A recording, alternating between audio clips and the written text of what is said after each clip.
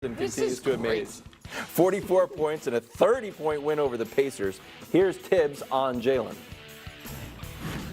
As much as, you talk about him and you talk about him a lot, and rightfully so, it's not enough. And what he means to the team. There's never any excuse making from him. He's never talking about, injuries and, like a lot of times, you hear people talking about their injury. A lot of it's excuse making. You never get that from them. It's always, I'll be better next game. Pretty good. Did Brunson validate his club Admit it, bro. Status? Club superstars never missed. We're 36 for 36 on admits. Look. Hold on. Before you even show the club, America, show the club to America so they can be reminded on who's in. Can you imagine how mortifying it would be for our maitre d' if in Jalen Brunson's seat was Donovan Mitchell, who's not even playing? Okay. No, or Tyrese Halliburton, who might as well not be playing. Kyrie wouldn't have looked good either. Or Kyrie, after 2 out of last 3 games, has 9 points. Club superstar, with the eye of an oracle, knows who to let in and who to let out. Admit it, Brew. No. What do you mean? This is why Nick is so happy. Why? Because you probably had this done a week, 2 weeks, who knows how long, before we unleashed it on Monday. Born, it was in the seeds. No, you had to get that. You don't just draw that up a few hours before the show. All right? Yeah. And you yourself, after Brunson's last 2 games before this one, were like, oh my gosh. No. I put Jalen Brunson Never. in the club. I'll give you this. Like DiCaprio and the other guys in the club now, they aren't looking at him like, what's old boy doing in here? Right? What's old boy doing in here? Maybe one day he'll actually show the line. He is a star player who we let having in a instead. superstar historical series. But one postseason does not a superstar make. So you just want there to be, here's the thing, I think you want there to be a vacancy in the club.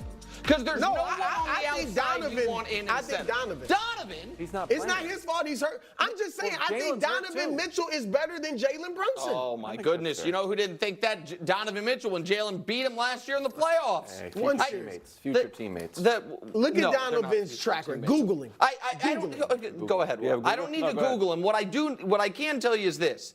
The New York Knicks, in the 20 years before Jalen Brunson arrived, won 1 playoff series. They had not been to a conference finals this millennia. It's a great run. And since he's gotten there, he beat Donovan in a playoff series, won another one against another guy in line in Maxey and Embiid, and is now beating the Celtics to get them back to the conference finals. He's playing great, but I need to see more. It's an epic run, Brew. 5 40-point games. It is an epic run. Halliburton on your All-NBA teams? Did he end up making 13? No, he didn't. Okay. Jalen made second team. Okay. Right. But that doesn't mean Julius Randle was second team last year. Is he a superstar? By the way, is he a superstar? No, of course. Jalen wasn't even the best player on his team last year. Now yes, he's he club was. superstar. Yes, he was. Well, not according to you, Fugazi he was voters. second team. Us Julius Randle. test guys knew it all along. You didn't have that. It. Is by Gentlemen. Okay. We've got to go to break. Raising your voices. And then set up a game 7.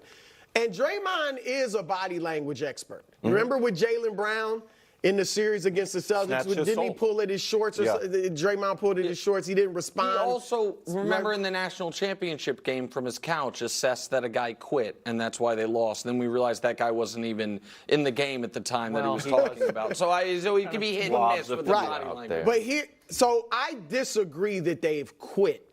But you guys know I agree with. Why are you limping, Kat? You played 38 minutes and played, like you said, pretty well.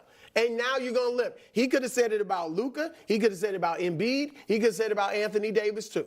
All right? And there's just some guys that are going to do that. But when you do that, and you're either, you're drawing sympathy from the onlookers like, man, look at how, he braved through it. He's a tough guy. He played through it. But your opponents are looking at it in a lot of cases as weakness. Because we just saw you play 35 to 40 minutes and you weren't limping and now you limp off. All right. So I just think that some of these guys, not just Kat, they need to recognize that. Now, I don't think they're done. I don't think they've quit. I think Anthony Edwards will bounce back. Every time he's had a subpar game, Nick, in these playoffs, he has bounced back. Game 2 against Phoenix, he goes 3 for 12, 15 points, comes back with 36 the next game. Game 3 against Denver, 19 points. Had 43. Was shot okay, but then dropped 44 on him. So I think Anthony Edwards is going to bounce back. The key, Cat, I don't know if a 23 is enough. They may need him because they're probably going to double Anthony Edwards again and make the Timberwolves show what adjustments they made. And Cat may need to go somewhere between 28 and 30. They also could use Conley if he can come back. And I don't know if he can come back. And again, I think the other guys play well, but he's a steady force he and a directs veteran. traffic and all that stuff. So, but look, I think they absolutely are still in this thing. This is, Go ahead, Walt. Base levels at an all-time low there. Okay, well, I firmly believe. I firmly believe. No. Can I Go ahead, graphic? yeah, please. If you're a student of NBA history, Brew, which I know you are, Was it 82%? took a 3-2 lead after dropping the first 2 at home. That's different. How did it play out? You showed me this the other day. Well, now, you put this in my face the other day. So, I mean, something similar. you think they're going to be the first team to lose a series? Well, let me say this before you go, Nick. And that obviously doesn't look well. But there's more than that. You somewhat alluded to it last comment with Anthony Edwards. The history says that you just if you're the T-Wolves, you don't win this series and go all the way to the finals. All right. Isaiah Thomas, Michael Jordan, LeBron James, even Jokic, it's taken a while. Like, if Minnesota wins this series and goes all the way to the championship, I mean, that will be largely unprecedented. And I'm not even saying because Edwards is 22, because I do think he has good players around him, better than LeBron and Jordan and those guys had at a young age. But still, history would say they lose a heartbreaking series, and then next year maybe get over the hump, and then the following year get over the hump if they're ever going to. So history's with the Nuggets. So as you guys know, I'm yet to make a pick in this series. Yes, oddly. But I don't think one's coming. How about that? I am willing to, now through 5 games, now that this is a weird one where the series actually didn't start until the home team won a game, which was last night. So like it does feel like Denver's in control. But as confident and cocksure as you are, I have a question for you. A sincere question. Yeah, just because I'm wearing a bow tie. Do you think one of Denver's weaknesses this postseason, maybe their only weakness, has been they haven't taken every game totally seriously? Yes, even at the waning parts of last night's game. Yes. Time to relax. Guys. And so, do you think it's on the board that they let their foot off the gas for Game 6? Yes, it's on the board. So you think so as confident as you are of the Nuggets winning the series, you're not totally confident that it's not going 7. No, sometimes their confidence can. Yes, and so double-edged sword. I think that Anthony Edwards is going to come out with a vengeance in Game 6, and I think Denver can get a little careless. And so the point I am trying to make is this: if it goes 7, it is ludicrous to act like only one team can win the series. It is like, as Brew is picking the Timberwolves, he is not saying, like, going into a Game 7, he would not be like, this thing is a lock. And I don't think there is no scenario. The last time I felt like a Game 7 was a lock was when Paul George's Pacers were playing the peak Miami Heat. Remember that series that went back and forth, and I think the Heat ended up winning that by 30 points. It felt like it was a mismatch that Miami just kept letting them in.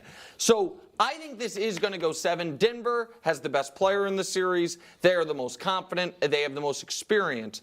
But weird things can happen in the 7th game. And so that's why I feel like your celebration is a touch premature, not just for the championship, but for this series in and of itself. So you have made a pick for the next game. Right now, for the next game, well, no, listen, my pick right now is Denver in 7. But the fact that it's going 7 means anything can happen. Yeah. I could see it. You know what? As a gentleman, You know what? I'm going A to gentleman. Me agreeing with You're you. going to I got- allow that because you're a gentleman. Well, sure. We're I think it's 6. 5 games in, and he's making a pick, and Well, you're going it's to. what happened. You guys talked so much, I didn't have time. Since for the when brief in the show. history of this show has that ever happened? You know what? There's a first time for everything. Fair We point. just invented ass stocks this week, too. Go ahead. Finally to the Garden, Jalen Brunson. What are we doing here?